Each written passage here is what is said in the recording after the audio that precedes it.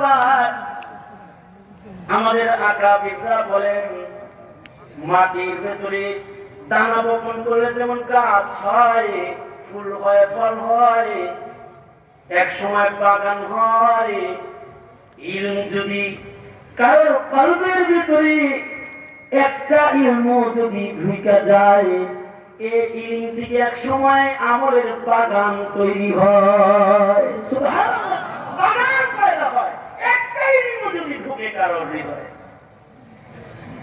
আর একটা ইলম না, কেউ যদি কোরআন মুখস্থ করে বলে তাইলে সে তো 10 জন জাহান্নামীকে শাফাআত করবে।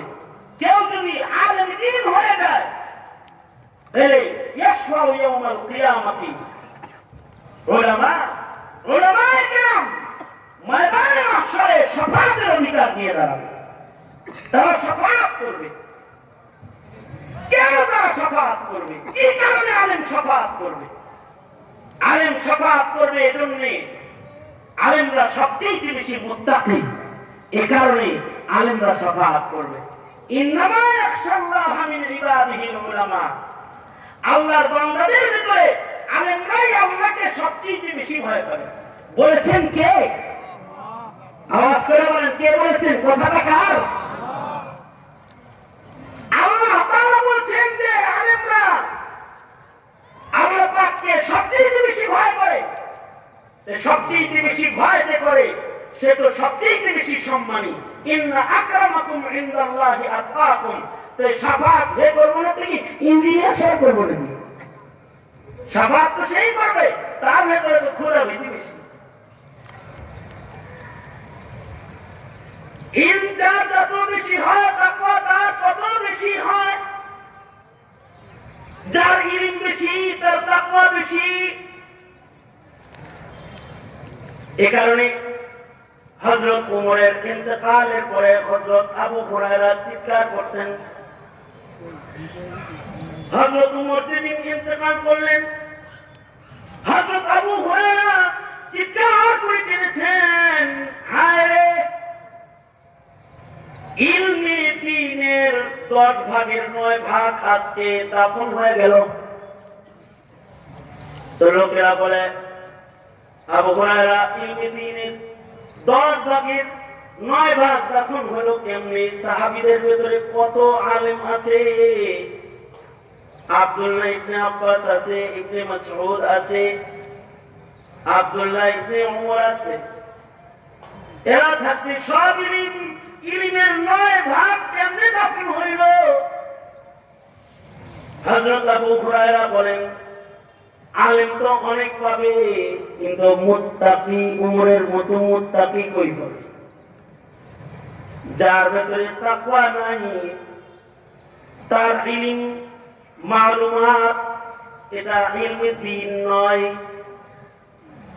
ইলমে দ্বীন হলো এটা যেটা মানুষকে দ্বীনের উপরে অধিক তাকওয়া দিয়ে চালায়।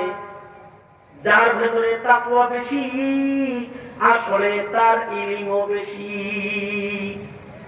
যার ইলম বেশি তার তাকওয়া বেশি। কারণ ইলম যখন অর্জন হয় তাকওয়া তখন প্রবেশ করে। তবলিগে যায় কিছু ইলম শিখছে আর মুত্তাকি হয়ে গেছে, কিছু গুনাহ থেকে বাঁচার যোগ্যতা তার ভেতরে এসে গেছে। আলেমের কাছে যেহেতু ইলম আছে, এখানে আলেম মুত্তাকি বেশি, সে সম্মানও বেশি। শাফাআত সে করবে না কে করবে? সে সম্মান আল্লাহর কাছ থেকে পাবে না তো কে পাবে? তার তো তাকওয়া বেশি। তার ইলমের কারণে খোদা ভীতি তার বেশি। এখানে এই জমিনের ভেতরেও যারা আলেম ওলামা তাদের খোদা ভীতি বেশি। তাদের খোদা ভীতি বেশি হওয়ার কারণেও জমিনের অপরাধকে তারা লালন করে না। অপরাধ যখন মাথা চাড়া দেয়, আলেম তখন গর্জন দিয়ে দাঁড়ায় যায়, সাবধান, অপরাধ করবা না। অন্যায়ের বিরুদ্ধে তারা সোচ্চার হয়ে যায়। কিসের কারণে?